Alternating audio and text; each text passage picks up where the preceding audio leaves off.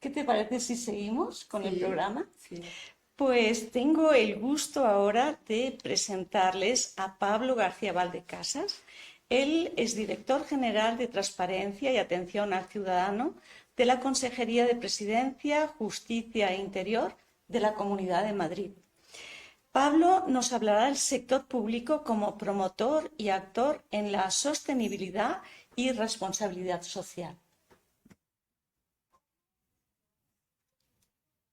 Vamos a escuchar ahora a Pablo García Valdecasas.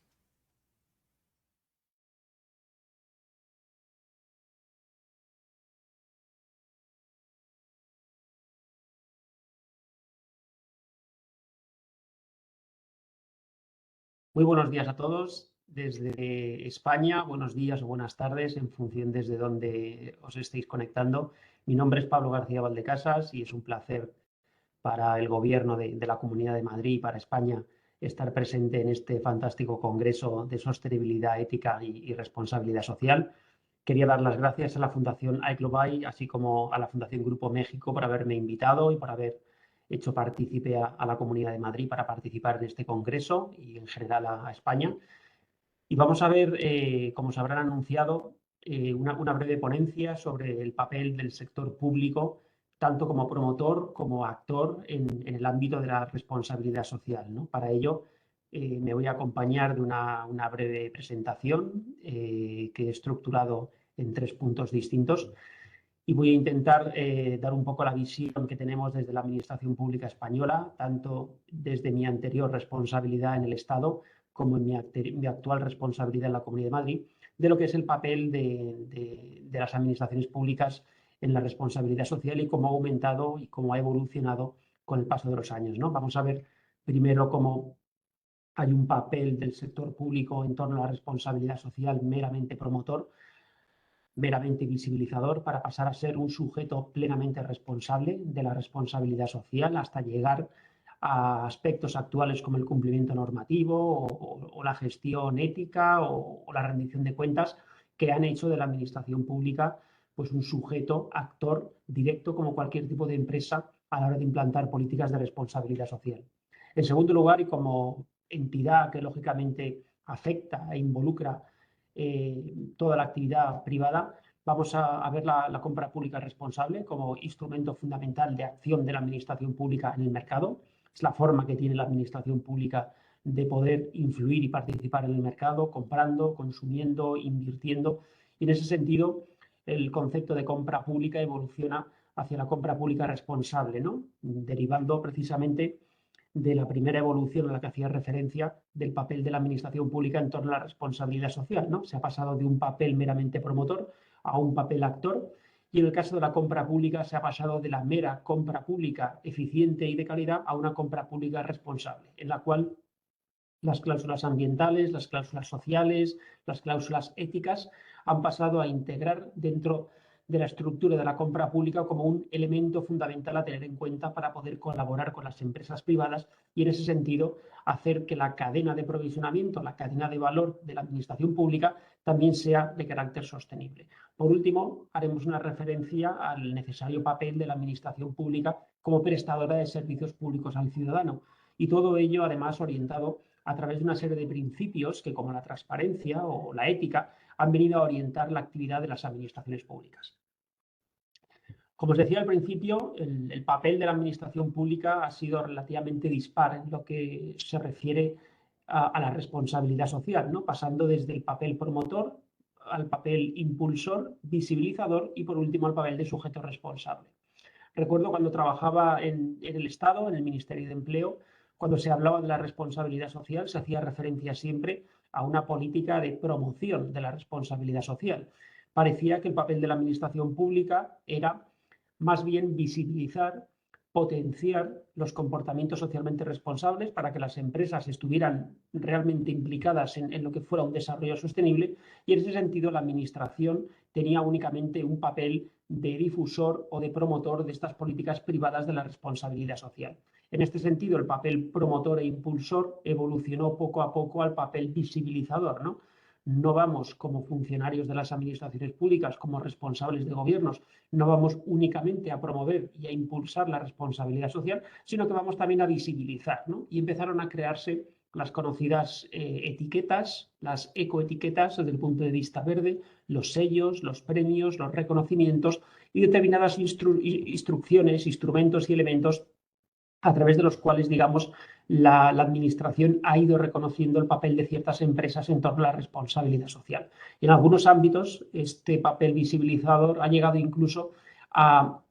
transformar un poco más el compromiso de las empresas, tornando la visibilización en forma de incentivos, ya sea para subvenciones públicas como para contratos o bien para ciertos incentivos fiscales. Es decir, el papel promotor y visibilizador de la administración en torno a la responsabilidad social hizo que se pretendiera no solo involucrar a las empresas, sino también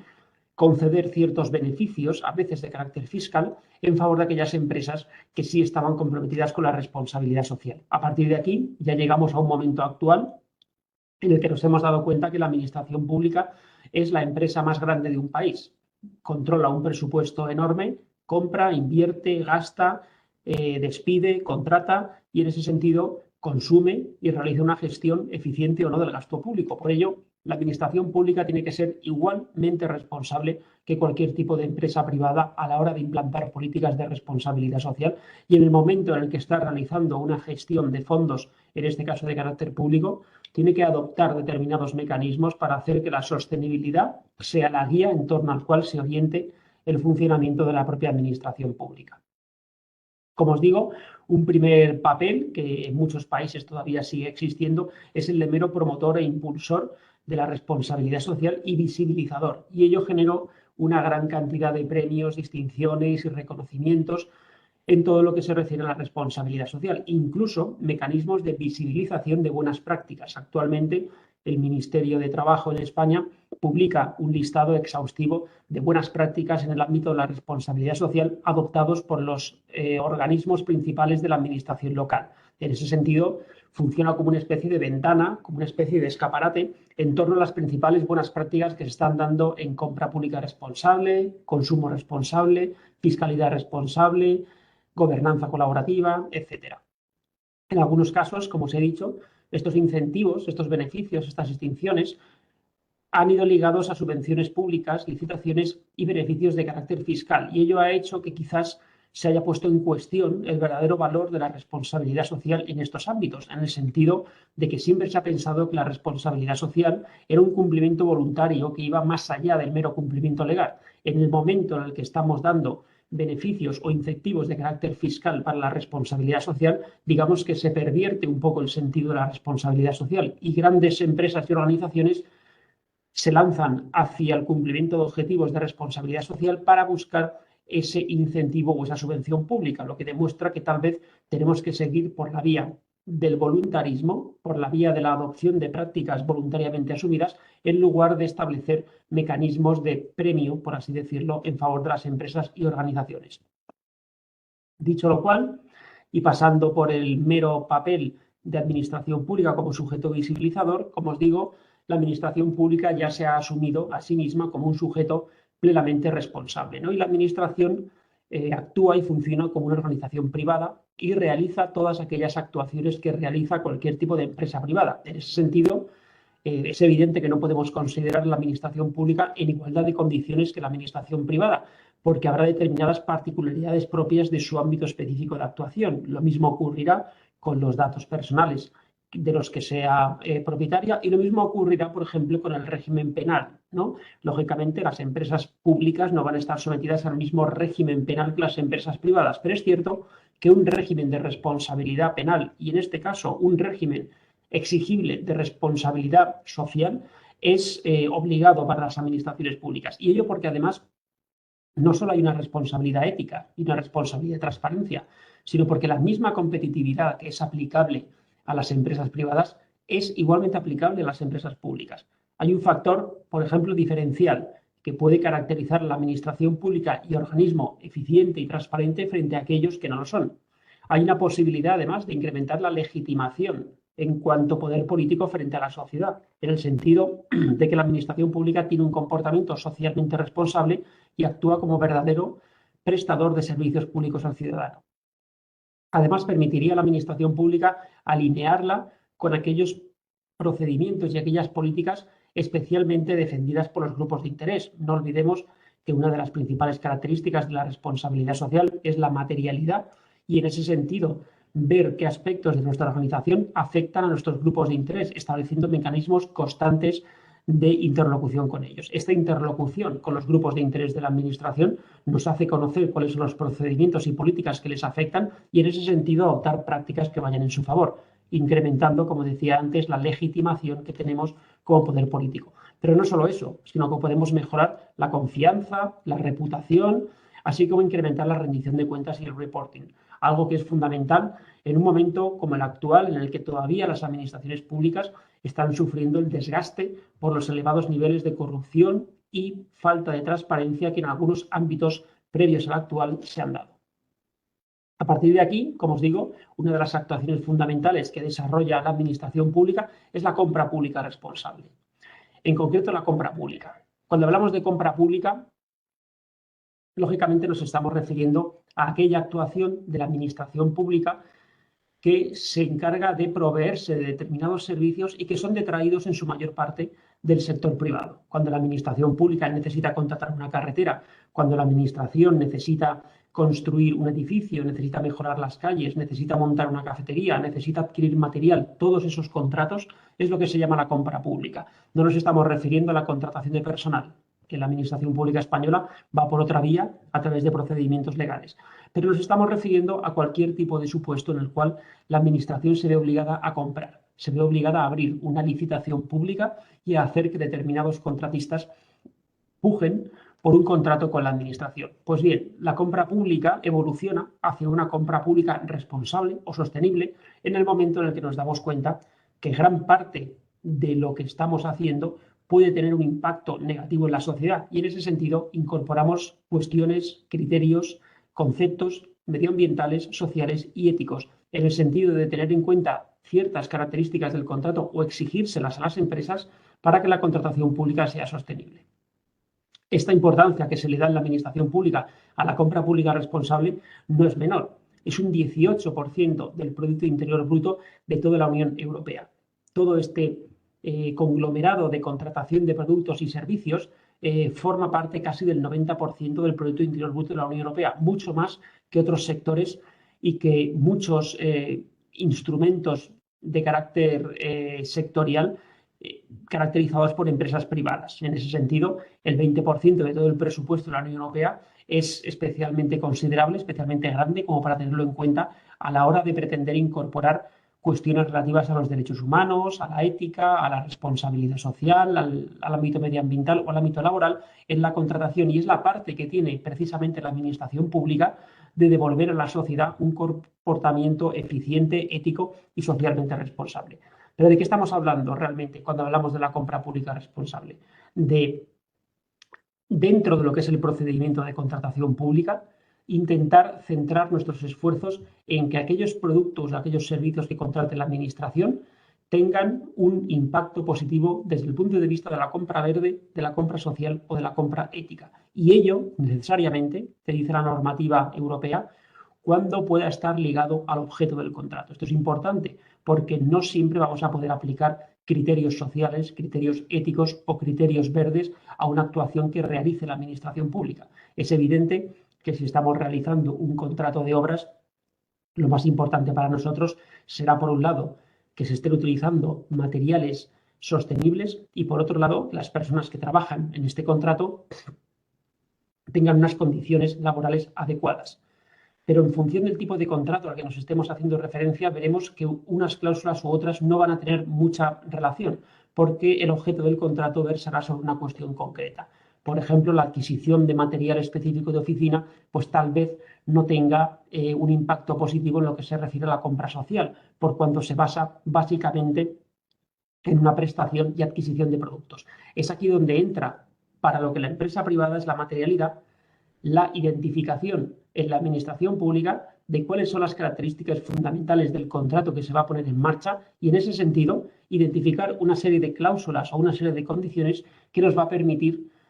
poder realizar la contratación, poder abrir la licitación como la veníamos haciendo antes, pero desde un punto de vista más sostenible. Es cierto que a la hora de poner en marcha una licitación pública por parte de la Administración,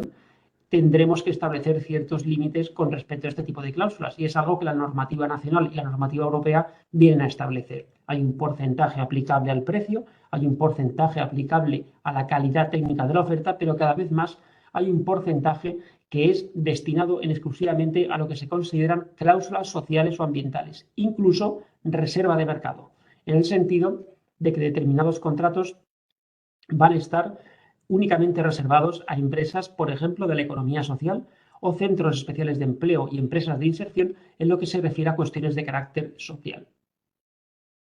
Lo interesante de aquí, como digo, es saber cuál es el objeto del contrato que realiza la Administración y poder ver qué podemos incorporar en el contrato para poder hacer que la compra sea más sostenible. Por ejemplo, desde el punto de vista de los criterios ambientales, hablaríamos, por ejemplo, de la reducción del consumo de recursos, ya sea agua, ya sea energía o en general bienes consumibles, o bien un tratamiento adecuado de los residuos y de las emisiones generadas. Es decir, si hiciéramos un contrato de obra, nos encargaríamos de que el consumo de los recursos sea desde un punto de vista sostenible y que en el momento final del mismo haya un círculo adecuado que conlleve, lógicamente,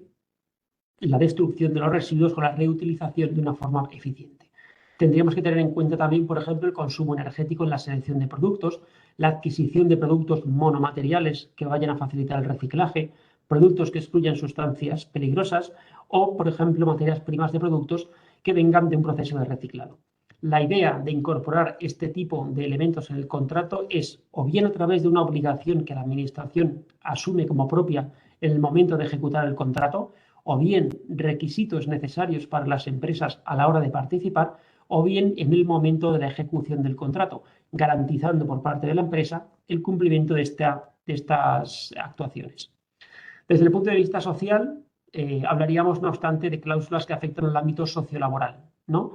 Principalmente pues, la inserción sociolaboral de personas en riesgo de exclusión social. En España realizamos una distinción de lo que son los colectivos vulnerables. Tenemos, por un lado, los centros especiales de empleo, que serían aquellos centros que se encargan de la incorporación laboral de personas con discapacidad, y tenemos en segundo lugar las empresas de inserción, que son otros colectivos de especial dificultad en el acceso al ámbito laboral, por ejemplo, antiguos reclusos, personas que vengan de programas de reeducación o reinserción, etc. La idea es incorporar cláusulas, en este caso de carácter sociolaboral, a los contratos públicos que celebra la Administración, o bien, como decíamos antes, mediante la incorporación de requisitos obligatorios para las empresas, por ejemplo, que la empresa tenga un porcentaje de plantilla de personas en riesgo de exclusión, o bien directamente a la hora de la ejecución del contrato. Por ejemplo, en el sentido de que la empresa, para poder ejecutar un contrato de la Administración, tenga que contratar expresamente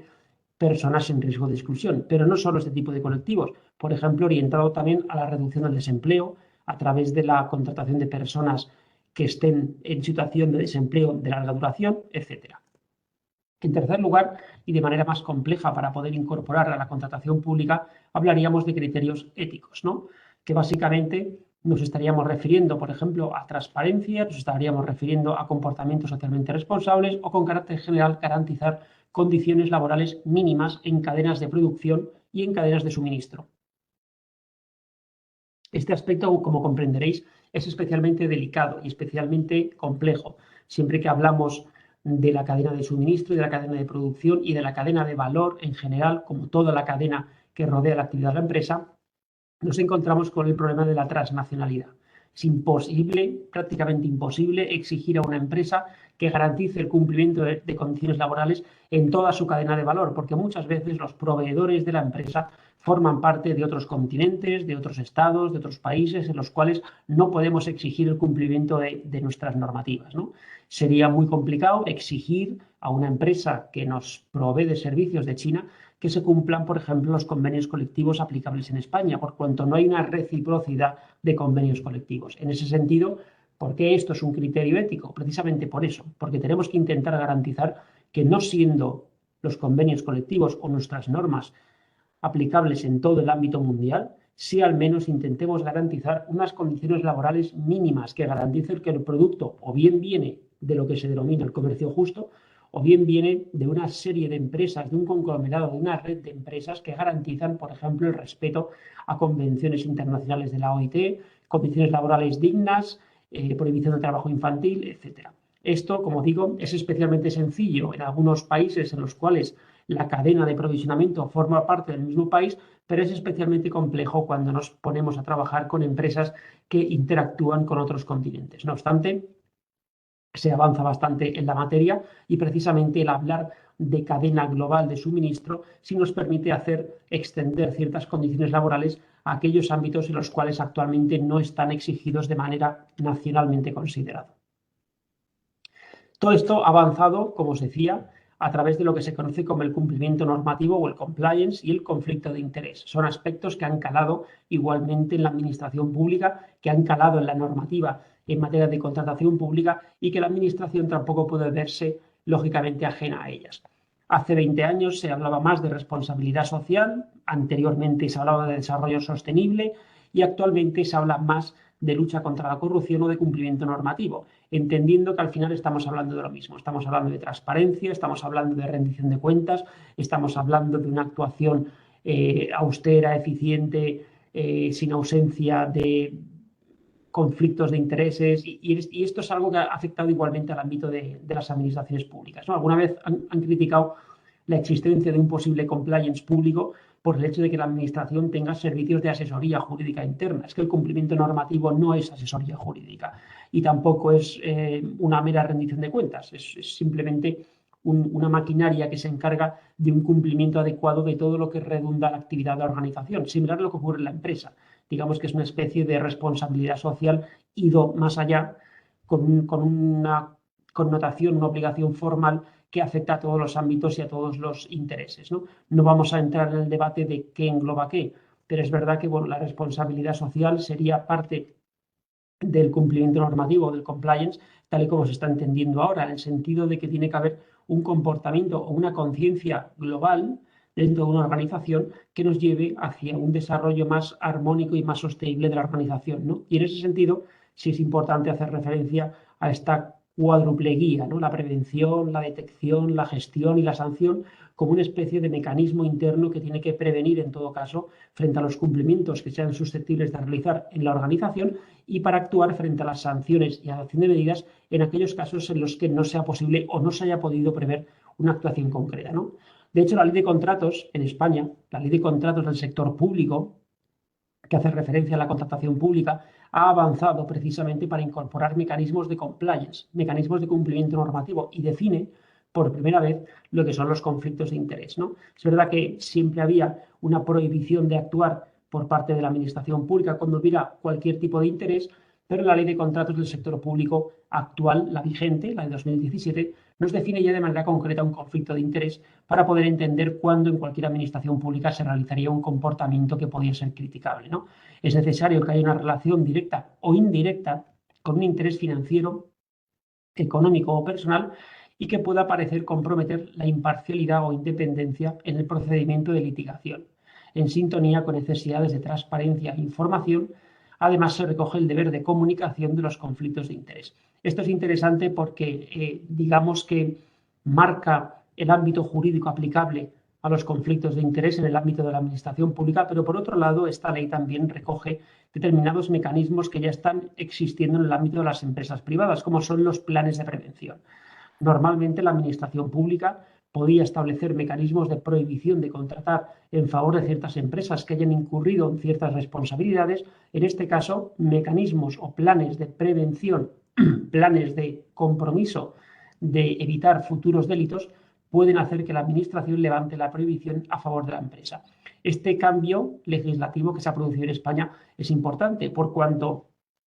y volviendo al primer punto que estábamos analizando con anterioridad, la administración pública no solo pasa ya del papel meramente visibilizador y observador de la responsabilidad social, sino que actúa de manera responsable con respecto a su propia actuación, y en el ámbito de la contratación pública, en el ámbito de la compra pública, no solo integra lo que es la responsabilidad social, sino que se mantiene observadora de lo que realiza el sector privado y en ese sentido integra los nuevos mecanismos existentes en el ámbito del cumplimiento normativo en la contratación pública, definiendo el conflicto de interés, poniendo sobre la mesa el establecimiento de los códigos éticos de conducta que existen también en las empresas privadas y que cada vez más existen en los gobiernos y las administraciones públicas, y en tercer lugar, permitiendo que mecanismos de asunción previa de responsabilidades, compromisos, por así decirlo, de la empresa de comportamiento leal, van a suponer válidos para la Administración en el sentido de levantar prohibiciones. Y en ese sentido nos mantenemos todavía observadores de lo que hacen las empresas privadas para seguir mejorando la gestión que se realiza en España. Todo esto afecta necesariamente al principal objetivo de la Administración pública. Si la principal forma de afectar al mercado por parte de la Administración era la compra pública, el principal objetivo de la Administración es la prestación de servicios públicos, algo que en algunos poderes, como el Poder Judicial, llega un poco más tarde que en el resto de servicios públicos por no haberse considerado la Administración pública como una especie de servicio público per se. Lo cierto es que por parte de la Administración pública lo principal es la prestación de servicios públicos al ciudadano. Para eso existe la Administración pública, independientemente de que sea considerado el brazo ejecutor del gobierno. La Administración se dedica a la prestación de servicios al ciudadano y estos servicios tienen que estar guiados bajo la transparencia y la ética. La Administración, por ello, tiene que prestar servicios de transporte, servicios de seguridad ciudadana, servicios costeros, de prevención de incendios, de comunicación, de digitalización, de alumbrado, y todos estos servicios tienen que hacerse, en primer lugar, interlocutando con el sector privado, escuchando a los grupos de interés afectados y, en segundo lugar, a la hora de contratar los servicios que te permiten prestar estos servicios públicos, incorporando actuaciones eficientes de gestión medioambiental. Para poder facilitar la parte quizás un poco más compleja, hemos visto ya la incorporación de cláusulas éticas, sociales y ambientales, nos falta la parte de los grupos de interés. Para poder incorporar esta escucha activa de los grupos de interés, en la Administración existen y han existido siempre instrumentos de participación ciudadana, ¿no?, que evitan dejar el sistema, por así decirlo, al margen de los ciudadanos. Es verdad que tenemos una democracia representativa, tenemos una democracia en la cual hemos elegido a los representantes que representan al pueblo y adoptan lo que son las políticas públicas para poder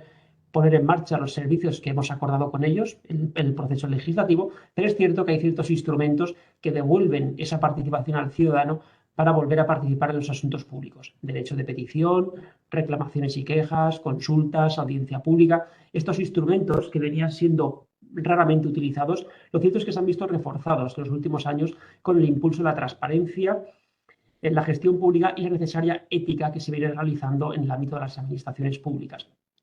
Una transparencia que ha sufrido en Europa un desarrollo enorme como consecuencia de la crisis del 2007 hasta el 2012 y que en España cristalizó con la Ley de Transparencia, Acceso a la Información Pública y Buen Gobierno de 2013 y que ha generado un conglomerado de leyes de transparencia, portales de transparencia, instrumentos en favor de la transparencia y la creación de mecanismos de dación de información en favor del ciudadano cuando éste meramente lo necesite, ¿no?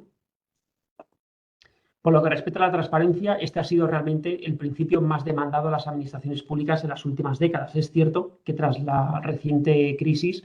el impulso que se ha dado a la transparencia ha sido enorme, entendiendo la ciudadanía que tal vez la administración pública tenía más información de la que dar, tal vez su gestión no era sostenible, y en ese sentido se intentó generalizar un modelo que en Europa hasta esta época no existía, ¿no? Suecia fue el primer país del mundo en aprobar una ley específica sobre el derecho de los ciudadanos a acceder a la información, y es algo que en España pues llegó relativamente tardía. España fue de los últimos países de la Unión Europea en tener esta ley específica, lo que no quiere decir que no tuviera ese derecho.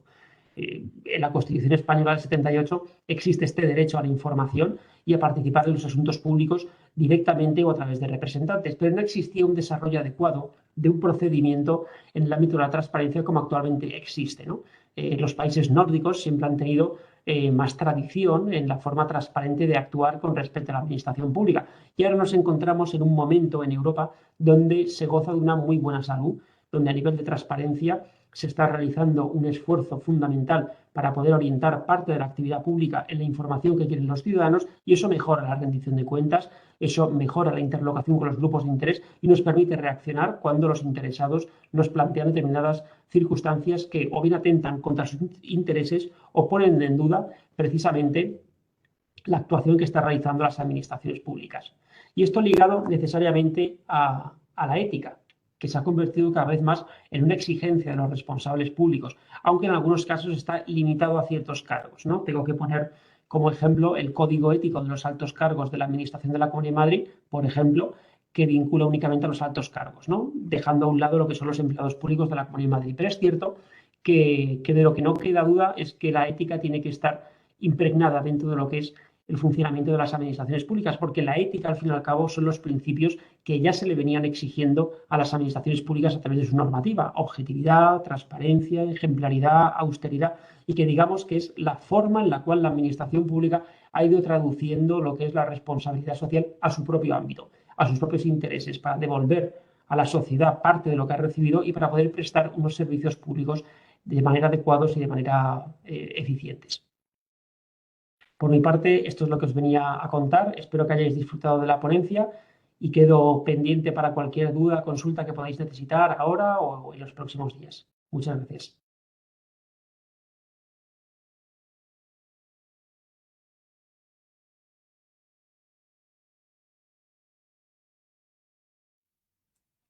Muchísimas gracias, Pablo. Le mandamos un abrazo hasta Madrid. La verdad es que ahora hemos estado muy, muy conectados y bueno, pues ha sido una de las charlas pues que más me ha gustado, sobre todo por el involucramiento del sector público en temas de sostenibilidad y responsabilidad social. Ya no podemos hacer prácticas, proyectos o acciones y estar desarticulados, ¿no? Ya lo comentaba usted ayer, la importancia de las alianzas y bueno, pues el sector público es demasiado importante. Y bueno, me gustaría volver a agradecer a todas las personas involucradas en este congreso que hemos estado planeando desde hace meses y bueno, principalmente a todas y todos los ponentes que participaron el día de hoy.